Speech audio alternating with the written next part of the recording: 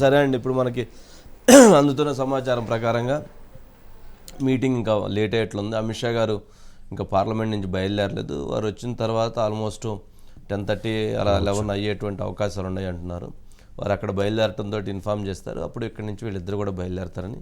ప్రస్తుతం చంద్రబాబు నాయుడు గారు ఐఎంఏ హాల్లో మీటింగ్ కంప్లీట్ అయిన తర్వాత వారు గల్లా జయదేవ్ గారి ఇంటికి వెళ్ళి అక్కడ ఉంటారని, అక్కడికి సమాచారం అందిన వెంటనే నడ్డా గారి ఇంటి దగ్గర నుంచి నడ్డా గారు, జయదేవ్ గారి ఇంటి దగ్గర నుంచి చంద్రబాబు నాయుడు గారు అమిత్ షా గారి ఇంటికి వెళ్ళి కలిసి మీటింగ్ జరిగేటువంటి అవకాశం ఉంది. బట్ మరీ ఇక ఇటువంటి అన్నీ ట్రోల్ చేస్తూ ఇట్లాంటివి చేస్తున్నారంటే ఇక నీచానికి ఇక పరాకాష్ఠగా ఉందనుకోవాలి. నెక్స్ట్ అని చంద్రబాబు పొత్తెందుకు పెట్టుకున్నారు, జనసేన పాత్ర ఏంటి? ఇందాక చెప్పేశారు కదా. జనసేన యాక్టివ్. తెలంగాణలో టీడీపీకి 2 ఎంపీ సీట్లు, బీజేపీ ప్రతిపాదన. తెలంగాణలో అంటే ఇప్పుడు ఎక్కడైతే ఒకసారి బీజేపీ టీడీపీ జనసేన కలిసి వెళ్ళాలనుకున్న తర్వాత అదే ఫార్ములాను కూడా తెలంగాణలో ఎంపీ ఎలక్షన్లో కూడా ఆ ఫార్ములాని క్రియేట్ చేస్తే బాగుంటుందనేది ఇప్పుడు బీజేపీ అధినాయకత్వం ఆలోచిస్తున్నటువంటి అంశం. మొన్న అసెంబ్లీ ఎన్నికల విషయం వరకు వాళ్ళు ఎక్కడా ఇన్వాల్వ్ కాలేదు, కానీ ఇక్కడ మాత్రం ఎంపీ ఎలక్షన్స్లో వాళ్ళకి ఎంపీ సీట్లు ఇంపార్టెంట్ కాబట్టి కలిస్తే ఏంటి కలవకపోతే ఏంటి.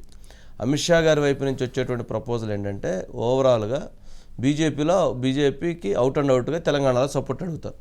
అక్కడ స్థానాలను తగ్గించుకోవడం కోసం వాళ్ళు ఇక్కడ సపోర్ట్ ఇచ్చి అక్కడ స్థానాలు తగ్గించుకునే దానికి అవకాశం ఉంది.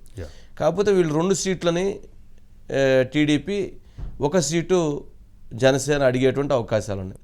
2 ఖమ్మము, మల్కాజ్గిరి ఒకరు, రంగారెడ్డి ఒకరు, అంటే ఖమ్మం, మల్కాజ్గిరి, రంగారెడ్డి ఈ 3 స్థానాలని అడగబోతున్నారు అనేది కూడా ఒక చర్చ జరుగుతుంది. ఇప్పుడు అక్కడ పొత్తు ఉన్నప్పుడు ఆటోమేటిక్గా మొత్తం ఇక్కడ కూడా పొత్తు వచ్చింది కదా. గతంలో కూడా అన్నారు మేము అసెంబ్లీ ఎన్నికలు మేము అది దృష్టి లేదు, పార్లమెంట్ ఎన్నికలు వచ్చినప్పుడు చూస్తామని చెప్పని. సరే, టైం లేకపోవడం వల్ల అప్పుడు ఆ రోజున చంద్రబాబు గారు జైల్లో ఉండడం బేస్ చేసుకుని. Sudhakar sir, good evening sir. Good evening Sudhakar. ఏంటి అంటే తెలుగుదేశం, జనసేన, బీజేపీ ఏపీలో పొత్తు, మరి అదే పొత్తు కూడా ఇక్కడ కూడా తెలంగాణలో కూడా పార్లమెంట్ ఎన్నికల్లో ఆ పొత్తు కొనసాగేటువంటి అవకాశాలు ఉన్నాయని, ఆ పొత్తుకు సంబంధించినటువంటి అంశాలు కూడా చర్చకు వచ్చేటువంటి అవకాశాలు ఉన్నాయని, ఆ పొత్తులో ఇక్కడ సీట్లకు సంబంధించినటువంటి అంశం కూడా చర్చకు వచ్చేటువంటి అవకాశాలు ఉన్నాయని ఒక డిస్కషన్ కూడా ఉండబోతుందనేది ఇప్పుడు మనకు అందుతున్నటువంటి ఒక సమాచారం. అయితే ఖమ్మంలో 10కి 10 స్థానాలు అక్కడ కాంగ్రెస్ చేతిలో ఉంది. మల్కాజ్గిరిలో కూడా అత్యధిక స్థానాలు బీఆర్ఎస్ చేతిలో ఉన్నాయి. రంగారెడ్డి కూడా అత్యధిక స్థానాలు బీఆర్ఎస్ చేతిలో ఉన్నాయి.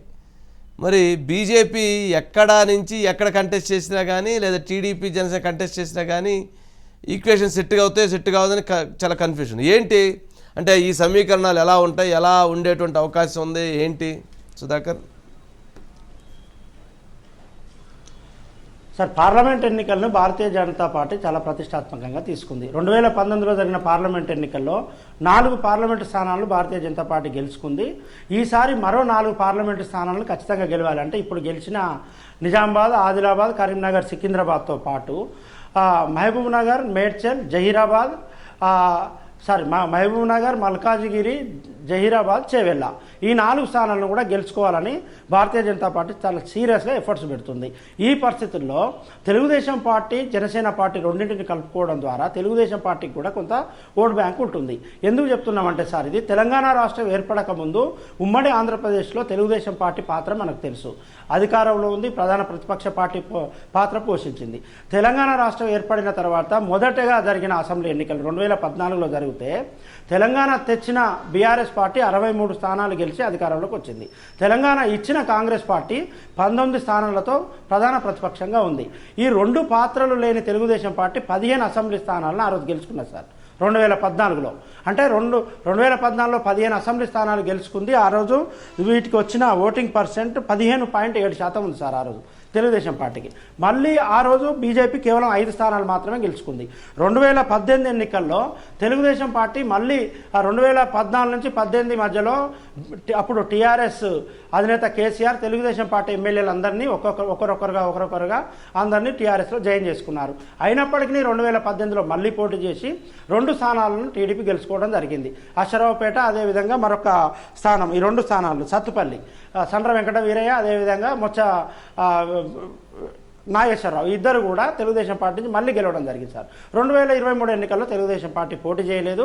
తెలుగుదేశం పార్టీ ఉమ్మడి ఆంధ్రప్రదేశ్లో చాలా బలంగా ఉండేది. ఇప్పుడు తెలంగాణ రాజకీయాల్లో క్రియాశీల పాత్రగా పోషిస్తున్న నాయకులందరూ కూడా ఇప్పుడున్న ముఖ్యమంత్రి రేవంత్ రెడ్డితో పాటు ప్రధాన ప్రతిపక్ష నాయకుడు కేసీఆర్, అదేవిధంగా మిగతా అందరు నాయకులు కూడా తెలుగుదేశం ఫ్యాక్టరీ నుంచి వచ్చిన నాయకులే. తెలుగుదేశం పార్టీలో తయారై రాజకీయ ఓనమాలు స్టార్ట్ చేసి బయటకు వచ్చిన నాయకులే. కాబట్టి తెలుగుదేశం పార్టీకి ఇప్పటికీ బడుగు బలహీన వర్గాల్లో ముఖ్యంగా మధ్యతరగతి నుంచి కింది స్థాయి వరకు అభిమానులు ఉంటారు, నాయకులు ఉంటారు. మీరు అన్నట్టు ఖమ్మం పార్లమెంటు స్థానాన్ని తెలుగుదేశం పార్టీకి ఇవ్వడానికి బీజేపీకి ఏ విధమైన అభ్యంతరం ఉండకపోవచ్చు. ఖమ్మం పార్లమెంటు పరిధిలో 7 అసెంబ్లీ స్థానాలు ఉంటే 6 స్థానాల్లో కాంగ్రెస్ పార్టీ, 1 బీఆర్ఎస్ ఉంది సార్. ఆ 1 భద్రాచలం నుంచి కోడెం వీరయ్య ఓడిపోయారు, అక్కడ 1 బీఆర్ఎస్ ఉంది. అదేవిధంగా ఇప్పటికీ పొంగులేటి శ్రీనివాసరెడ్డి కానీ తుమ్మల నాగేశ్వరరావు కానీ ఆ జిల్లా పర్యటన, ఖమ్మం పర్యటనకు వెళ్ళిన ప్రతిసారి తెలుగుదేశం పార్టీ కార్యాలయానికి వెళ్ళి తెలుగుదేశం పార్టీ నాయకులు క్యాడర్తో సమావేశం అవుతుంటారు. మా గెలుపులో ఉమ్మడి ఖమ్మంలో 10 అసెంబ్లీ స్థానాలు ఉంటే 9 స్థానాలు మేము గెలపడంలో మీ పాత్ర ఉంది, తెలుగుదేశం పార్టీ పాత్ర ఎక్కువగా ఉంది. కాంగ్రెస్ శ్రేణులు ఏ విధంగా కష్టపడ్డారో టీడీపీ శ్రేణులు అదే విధంగా కష్టపడ్డారని ప్రతిసారి వెళ్ళి వారు కలిసి వస్తుంటారు. అంటే తెలుగుదేశం పార్టీ ఆంధ్రప్రదేశ్ రాష్ట్రంలోతో పాటు ఆంధ్రప్రదేశ్ రాష్ట్రాన్ని ఆనుకొని ఉండే ఖమ్మంలో ఎక్కువగా బలంగా ఉంటుందనేది ఇప్పటికీ అది ఒప్పుకోవాల్సిన అంశమే సార్. కాబట్టి ఖమ్మం పార్లమెంటు స్థానం ఇవ్వడానికి బీజేపీకి ఏ విధమైన అభ్యంతరం ఉండదు. కానీ మల్కాజిగిరి విషయానికి వచ్చినట్లయితే మల్కాజిగిరి పార్లమెంటు స్థానాన్ని బీజేపీ నుండి ఇప్పటికే ఈటల రాజేందర్ ఆశిస్తున్నారు. మురళీధర్ రావు కేంద్ర పార్టీలో క్రియాశీలమైన నాయకుడు, ఆయన ఆశిస్తున్నారు.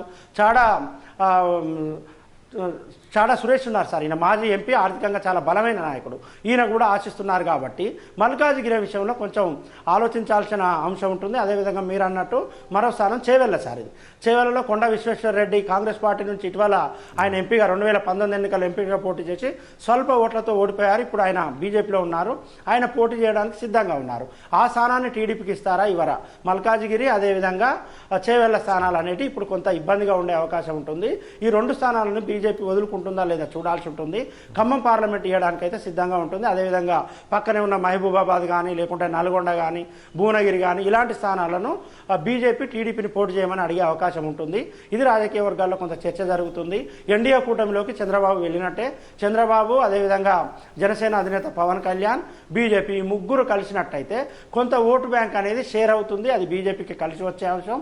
అదేవిధంగా 2023 అసెంబ్లీ ఎన్నికల్లో తెలుగుదేశం పార్టీ పోటీ చేయలేదు కాబట్టి ఈ పార్లమెంట్ ఎన్నికల్లో పోటీ చేయడం ద్వారా ఆ పార్టీకి ఉన్న అభిమానులు, అదేవిధంగా క్యాడర్ కొంత ముందుకొచ్చే అవకాశం ఉంటుంది. వారు కూడా క్రియాశీలక పాత్ర మరోసారి పోషిస్తారు. చాలామంది నాయకులు మొన్నటి వరకు కూడా హుజరాబాద్ బై ఎలక్షన్ వరకు కూడా పెద్దిరెడ్డి అందులో ఉన్నారు, ఎల్రమణ అందులో ఉన్నారు, ఇలాంటి నాయకులందరూ అందులో ఉన్నారు. హుజరాబాద్ బై ఎలక్షన్ అప్పుడు టీఆర్ఎస్ అంటే కేసీఆర్కు తప్పదు కాబట్టి ఎల్రమణను, పెద్దిరెడ్డిని ఇద్దరిని ఇప్పుడున్న బీఆర్ఎస్లో కలుపుకున్నారు.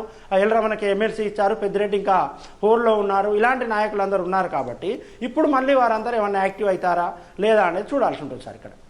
ఓకే, అంటే జనరల్గా భారతీయ జనతా పార్టీ నాయకత్వం, ఇక్కడున్న నాయకత్వం టీడీపీ జనసేనతో పొత్తు వలన నష్టం అనేటువంటి అభిప్రాయం ఉంది.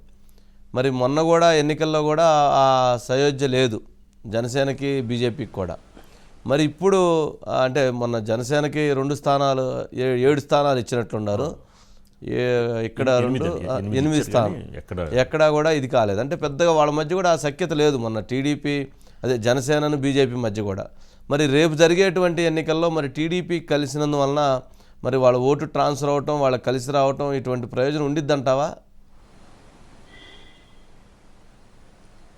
అసెంబ్లీ ఎన్నికలు వేరుగా, పార్లమెంటు ఎన్నికలు వేరుగా చూడాల్సి ఉంటుంది సార్. పార్లమెంట్ ఎన్నికలు వచ్చేసరికి 2 జాతీయ పార్టీల మధ్య పోటీ అనే పరిస్థితి ఉంటుంది. అందులో మోడీకి ఇప్పటికి ఇంకా ఆదరణ ఉంది. రెండు సార్లు ఇప్పటికీ అధికారంలో ఉన్నారు, మూడోసారి కూడా అధికారంలోకి రాబోతుందనే వాతావరణం ఒకటి క్రియేట్ అయింది సార్. అది ఇటీవల జరిగిన అయోధ్య రామ మందిర పునర్నిర్మాణం, దీంతో పాటు ఇండియా కూటమి క్రమేపీ బలహీన పడుతుంది. ఇండియా కూటమి నుంచి ఒక్కొక్క పార్టీ రోజు రోజుకు బయటకు వెళ్ళిపోతున్నాయి. ఇటీవల నితీష్ కుమార్ వెళ్ళిపోయారు, అదేవిధంగా జేడీయూకు దాంతో కొంత ఇబ్బందులు వస్తున్నాయి, శరద్ పవార్ పార్టీకి గుర్తింపు ఇవ్వలేదు. ఇలాంటి ఒక్కొక్కటి బయటకు వెళ్ళిపోతున్న నేపథ్యంలో ఇండియా కూటమి వీక్ అవుతుంది, ఎన్డీఏ కూటమి బలోపేతం అవుతుంది. దీంతో అది కొంత పార్లమెంట్ ఎన్నికలపైన ఆ ఇంపాక్ట్ పడే అవకాశం ఒకటి ఉంది సార్.